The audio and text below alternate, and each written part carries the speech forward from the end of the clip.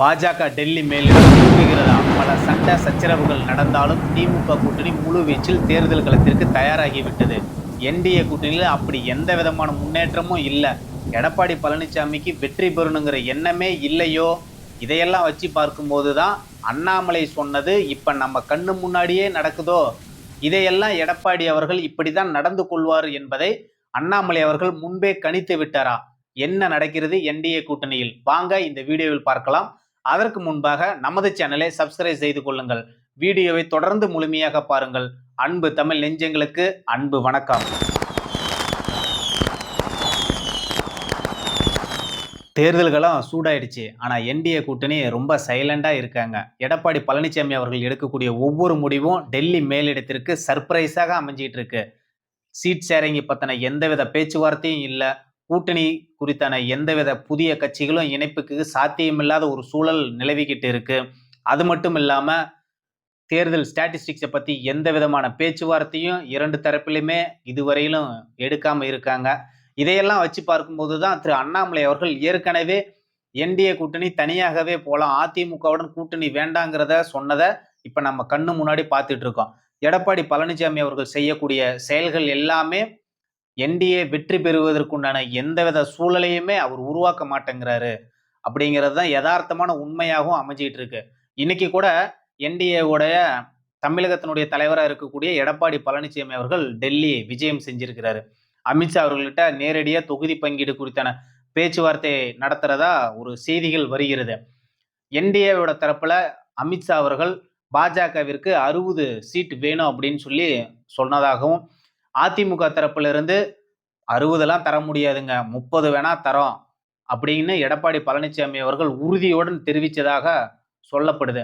இதை தான் அண்ணாமலை அவர்கள் ஏற்கனவே என்டிஏ நாடாளுமன்ற தேர்தலில் வாங்கிய வாக்கு சதவீதத்திற்கு ஏற்ற சீட்டு வேணும் அப்படிங்கிறத ஏற்கனவே சொல்லியிருந்தாரு.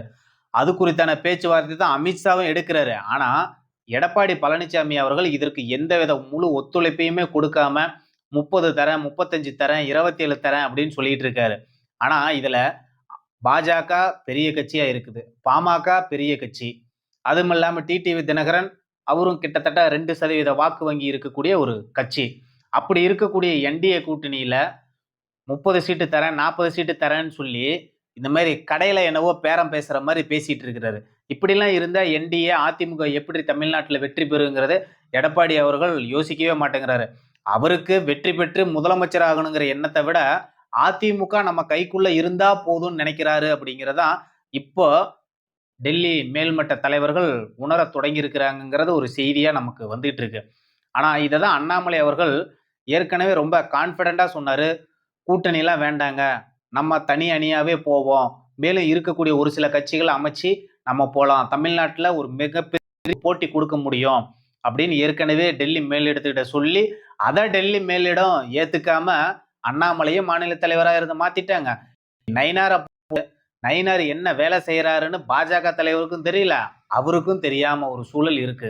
அது மட்டும் இல்லாம பாஜக இன்னைக்கு இருக்கிற 2ஆம் கட்ட தலைவர்கள் நேரடியாக எடப்பாடி பழனிசாமி கிட்ட சந்திச்சு, எனக்கு பொள்ளாச்சி கொடுத்துருங்க, எனக்கு கோவை வடக்க கொடுத்துருங்க, எனக்கு கோவை தெற்க கொடுத்துருங்க, எனக்கு வேளச்சேரியை கொடுத்துருங்க, எனக்கு கன்னியாகுமரியில நாகர்கோவில் தொகுதியை கொடுத்துருங்க, அங்க எதுக்கு ஒரு மாநில தலைவர் நம்ம போட்டு அப்படின்னு சொல்லி மேலிடமா 2ஆம் கட்ட தலைவர்களை ரொம்ப காட்சி எடுத்ததா ஒரு தகவல் வருது. நான் நரேந்திர மோடி அவர்களோட தலைமையில பார்த்தீங்கன்னா 5 மாநில தேர்தலுக்கு வேட்பாளர்கள் பட்டியல் எல்லாம் நேற்று தயார் பண்ணக்கூடிய வேலைகளை அவங்க ஸ்டார்ட் பண்ணிட்டாங்க. அது மட்டும் இல்லாம அண்ணாமலை அவர்களும் தேர்தல் பிரச்சாரத்தை முழுமையா நான் இறங்கி வேலை செய்யறேன்னு சொல்லி அவரும் ஒரு பக்கம் தெரிவிச்சிட்டாரு. ஏன்னா நேற்று அதிமுக தலைமையில் நடைபெற்ற போராட்டத்துல கூட அண்ணாமலை அவர்கள் ரொம்ப டிராபிக்ல கூட 2 கிலோமீட்டர் தூரம் நடந்தே போய் பைக் ஏறி அந்த கூட்டத்துக்கு போய் சேர்ந்தாரு. அவ்வளவு பெரிய கிரௌடு. அண்ணாமலைங்கிற ஒரு தனி மனிதனுக்காக தான் அந்த கிரௌடு அங்க வந்துச்சு. அது மட்டும் இல்லாம அண்ணாமலை அவர்கள் அங்க பேசும்போது ரொம்ப ஆரவாரம், விசில் சத்தம், இதெல்லாமே நம்ம ஏற்கனவே கடந்த வீடியோவில் கூட நம்ம பேசியிருக்கிறோம். அப்படி இருக்கக்கூடிய ஒரு தலைவரை என்டிஏ இன்னமும் பயன்படுத்தாம இருக்கோ அப்படிங்கிற ஒரு சந்தேகம் நமக்கு வருது. அண்ணாமலைக்குன்னு தமிழ்நாட்டில் ஒரு மிகப்பெரிய வாக்கு வங்கி அவர் உருவாக்கி வச்சிருக்கிறாரு. அண்ணாமலையை புறந்தள்ளி என்டிஏ வெற்றி சாத்தியமாகுமாங்கிறது $1,000,000 கேள்விதான். ஏன்னா அதிமுக தரப்புல இருந்து என்டிஏவுக்கு கொடுக்கக்கூடிய தொகுதியில இந்த கட்சிகளுக்கெல்லாம் எப்படி பிரிச்சு கொடுக்க முடியும்? பாமக 2, 3 தொகுதிக்கு போட்டியிடுமா? 10 15 தொகுதியில பாஜக நிக்குமா? 1, 2 தொகுதியில அமமுக டிடிவி தினகரன் அவர்கள் நிப்பாரா? இதையெல்லாம் யோசிக்காம எடப்பாடி பழனிசாமி, நாங்க 170ல நிப்போம், நாங்க 170ல நிப்போம் அப்படின்னு சொல்லிட்டு இருக்கிறாரு. இதுதான் அண்ணாமலை கூட்டணி வேணாங்க, வேணாங்கன்னு ஏற்கனவே நான் சொன்னேன் அப்படின்னு சொல்லி சொல்லப் போறக்கூடிய ஒரு சூழல் தான் இன்னைக்கு வந்துருச்சு. இதுதான் மேல்மட்ட தலைவர்களுக்கு ஒரு பெரிய அச்சமா அமைஞ்சிருச்சு. இதெல்லாம் நடக்கிறத பார்த்து அண்ணாமலை அவர்கள் ஏற்கனவே சொன்னது நடந்துருமோங்கிற அச்சம் அமித்ஷாவுக்கே வந்துருச்சு அப்படிங்கிறத டெல்லியில இருந்து வரக்கூடிய தகவலும் நமக்கு வருது. ஏன்னா அமித்ஷா அவர்களே தமிழ்நாட்டுல 4 முனை போட்டி ஏற்பட்டா அது திமுகவுக்கு தாங்க சாதகம். விஜய் நம்ம கூட்டணிக்கு வரட்டும் அப்படின்னு சொல்லி எடப்பாடி கிட்ட பேசினதாகவும், எடப்பாடி அவர்களாம் விஜய்லாம் வேண்டாங்க, விஜய்லாம் வந்தா அங்க சீட்டெல்லாம் குடுக்க முடியாது அப்படின்னு சொல்லி நைஸா நழுவிட்டதாவும் சொல்லுது. ஆனா அமித்ஷா அவர்கள் வந்து பார்த்தீங்கன்னா, விஜய் இல்லாம என்டிஏ வெற்றி வந்து பார்த்தீங்கன்னா, சாத்தியமாகுமாங்கிற ஒரு சந்தேகம் அவருக்கே வந்துருச்சு. இதுல விஜய் வராதது யாருக்கு சந்தோஷமோ இல்லையோ, எடப்பாடி பழனிசாமிக்கு ரொம்ப சந்தோஷமா இருக்கிறாரு. விஜய வச்சு நாளைக்கு வந்து பாஜக வேற ஒரு கேம் வந்து ஸ்டார்ட் பண்ணிருவாங்கிற அவருக்குள்ள ஒரு அச்சம் இருக்குது. இன்னைக்கு ஆட்சிய புடிப்போமாங்கிறது ஒரு சந்தேகம் அவருக்கு இருக்க மாட்டேங்குது. நா நாளைக்கு நடக்கக்கூடிய நிகழ்வ பத்தி இன்னைக்கு அவரு பேசிட்டு இருக்கிறாரு. அவரு 170ல நிப்போம், 170 நிப்போம்னு ஒரே ஒரு ஸ்டாண்ட்ல தான் இருக்கிறாரு. 170 நின்னாலும் களத்துல வேலை செய்யறதுக்கு ஆள் வேணுமில்ல, வெற்றி பெறறதுக்கு உண்டான சூழல் அமையணுமில்ல. நீங்களும் ஒத்துழைக்க மாட்டேங்கிறீங்க. உங்களுக்கு கூட்டணியை ஏற்படுத்தி கொடுத்து உங்கள சிஎம்மா உட்கார வைக்கிறதுக்கு பாஜகவும் தயாரா தான் இருக்குது. அத நீங்க ஏத்துக்காம, புரிஞ்சுக்காம நீங்க ஒரு பக்கம் ஒரு முடிவு எடுத்துக்கிட்டு நீங்க இருக்கீங்க அப்படின்னா, நிச்சயமா என்டிஏவுக்கு இது பாதகமா தான் அமையுங்கிறது தான் உண்மையான ஒரு விஷயமா இருக்குது. இதெல்லாம் சரிப்பட்டு வராது அப்படின்னு தான் பியூஷ் கோயல் கூட தமிழ்நாட்டுக்கே நாளைக்கு வரப்போறாரு. அதுக்கு முன்னாடி எடப்பாடி பழனிசாமி இன்னைக்கு டெல்லி போயிருக்கிறாரு.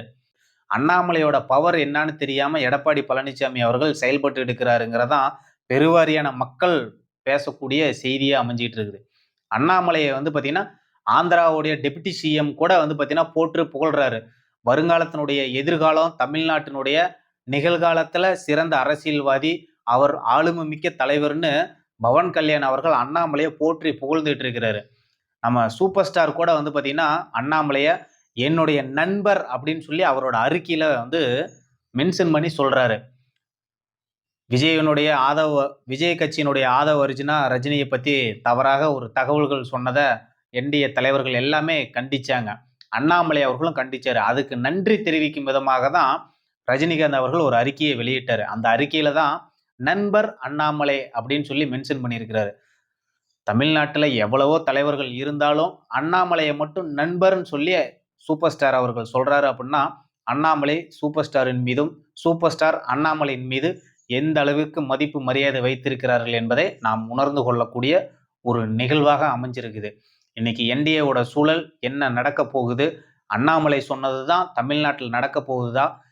எடப்பாடி பழனிசாமி அவர்கள் இந்த சூழலெல்லாம் சரி பண்ணி தேர்தல் களத்திற்கு வேகமா தொகுதி பங்கீடு எல்லாம் முடிச்சு களத்திற்கு வீறு நடை போற்று செல்வாராங்கிற ஒரு சந்தேகம் நமக்கெல்லாம் வந்திருக்கு. இதையெல்லாம் நடக்கிறத பார்த்து தான் அண்ணாமலை அவர்கள் ஏற்கனவே என்டிஏ அதிமுகவோட கூட்டணி இருந்தா எடப்பாடி பழனிசாமி அவர்கள் கடைசி நேரத்தில் இப்படிதான் செய்வாருங்கிறத ஏற்கனவே கணிச்சு தான் டெல்லி மேலிடத்துக்கிட்ட சொல்லியிருப்பாரோங்கிற ஒரு சந்தேகம், ஒரு அச்சமும் நமக்குள்ள வருகிறது. பல சண்டை சச்சரவுகள் திமுக கூட்டணியில நடந்தாலும் கூட அவங்க எல்லாமே கூட்டணியை ஓரளவுக்கு சீர்படுத்திட்டாங்க. தொகுதி உடன்படிக்கைகள் எல்லாம் ஏற்படுத்தி கையெழுத்து வாங்கிட்டு இருக்காங்க. அதுலயும் பார்த்தீங்கன்னா கன்னியாகுமரியில கிள்ளியூர் தொகுதியை வந்து காங்கிரஸ்க்கு கொடுக்கணும்னு ஒரு தரப்பும், கொடுக்கக்கூடாது திமுக தான் போட்டியிடணும் ஒரு தரப்பும், திமுகவுடைய அறிவாலயத்திலேயே திமுக நிர்வாகிகள் சண்டையிட்ட நிகழ்வுகள் எல்லாம் நேத்து நடந்துச்சு. எப்பவுமே திமுக தலைமை அலுவலகத்துல இந்த மாதிரியான ஒரு சூழல் எல்லாம் நடக்காது. இன்னைக்கு அவ்வளவு சண்டை சச்சரவுகள் நடக்கக்கூடிய சூழல்ல கூட திமுக ஓரளவிற்கு தொகுதி உடன்படிக்கை எல்லாம் முடிச்சிட்டாங்க அப்படிங்கிறத நம்ம கண் முன்னாடி பார்த்துட்டு இருக்கிற ஒரு நிகழ்வு. இன்னைக்கு என்டிஏ எந்த விதமான ஆரம்ப கட்ட பணியுமே தொடங்காம இன்னும் இருக்கு அப்படிங்கிறதான் உண்மையான தகவலும் கூட. நாளுக்கு நாள் ஆக என்டிஏ பலகீனமாயிட்டு இருக்கு அப்படிங்கிறதான் களத்துல நடக்கக்கூடிய யதார்த்தமான உண்மை. இந்த உண்மையை எடப்பாடி பழனிசாமி அவர்கள் உணர்ந்து புரிந்து வேகமா வீரியமா செயல்பட்டா மட்டும்தான் திமுகவிற்கு நல்லதொரு எதிர் போட்டியை கொடுக்க முடியுங்கிறத அவர் நம்பணும் அப்படிங்கிறதான் உண்மையும் கூட. கள யதார்த்தத்தை புரிஞ்சு நடந்து கொள்வாரா பார்க்கலாம். நன்றி, வணக்கம்.